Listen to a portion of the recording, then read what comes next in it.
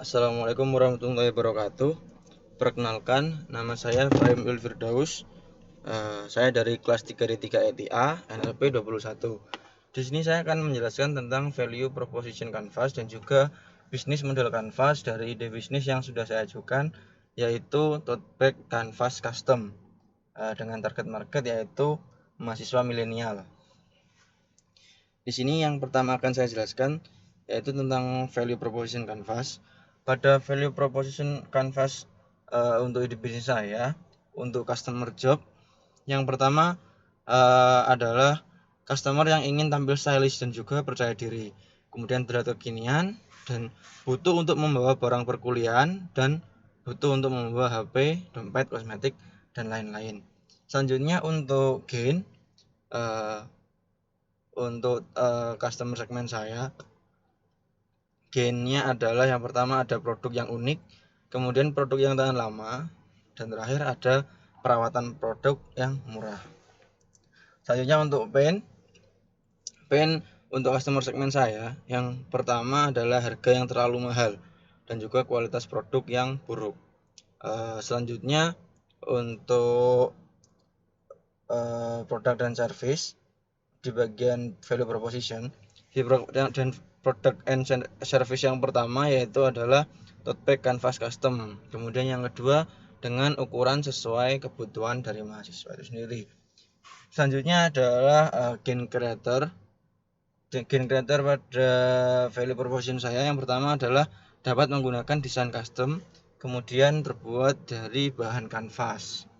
Dan yang terakhir adalah band delivers pada value proposition saya.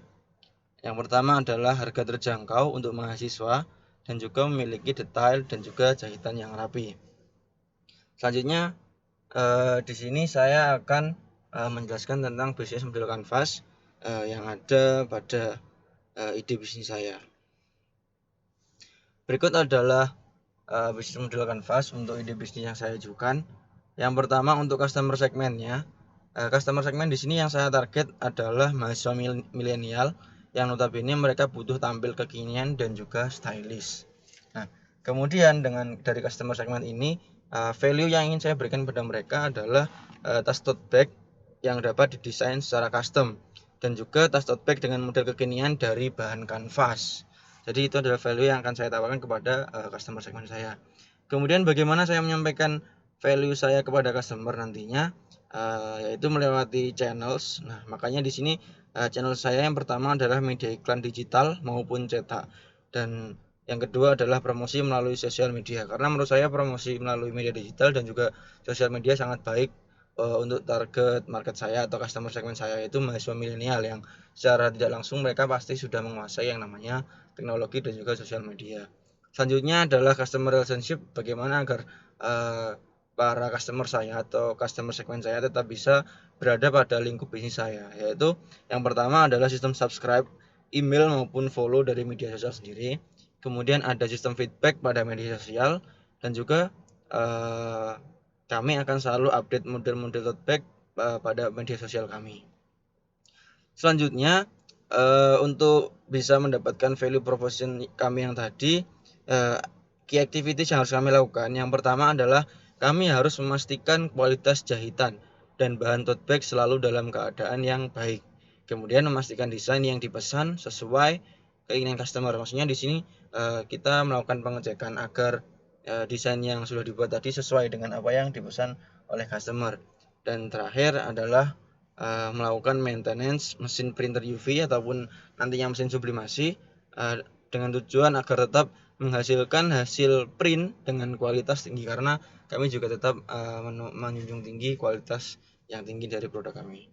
Kemudian key activities tadi memiliki key resource yang pertama yaitu memiliki standar produksi yang selalu terkontrol.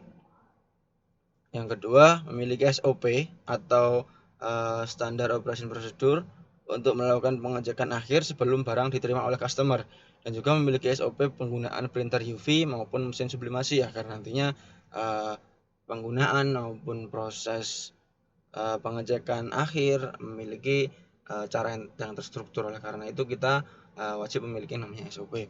Kemudian key partner sendiri dari activities kami, yang pertama yang tentu saja pasti ada yaitu adalah produsen bahan kain kanvas. Selanjutnya juga yang pasti ada adalah penjahit untuk bahan kanvasnya. Kemudian ada tambahan yaitu desainer yang bisa melakukan proses custom printing, karena di sini yang bisa melakukan proses custom dan juga biasanya membuat desain secara custom di sini, jadi kami menambahkan seorang desainer.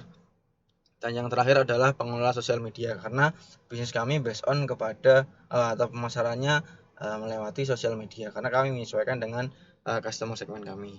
Selanjutnya adalah cost structure atau kemungkinan biaya yang akan kami keluarkan. Yang pertama adalah biaya untuk gaji karyawan, sudah pasti. Kemudian ada biaya pembelian bahan baku kain kanvas, biaya pembelian mesin printer UV atau mesin sublimasi, biaya untuk packaging, dan juga biaya untuk pemasaran. Dan juga yang terakhir adalah revenue streams atau kemungkinan income yang bisa kami dapatkan.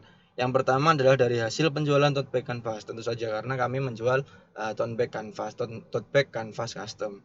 Dan juga yang kedua adalah dari hasil penjualan aksesoris lain yang bisa didesain custom. Di sini sistemnya yang nomor 2 merupakan hanya sebuah rencana, karena di sini kami tetap merencanakan apabila kita bisa membuat sebuah tote bag dengan desain custom, maka biasanya kita bisa membuat model custom tapi pada aplikasinya kepada aksesoris lain seperti mug, kaos, dan juga lain sebagainya. Jadi berikut tadi adalah penjelasan singkat mengenai value proposition kanvas dan juga bisnis model kanvas dari ide bisnis yang saya ajukan, yaitu tote bag kanvas custom. Dari saya Fahim Firdaus, sekian saya akhiri. Wassalamualaikum warahmatullahi wabarakatuh.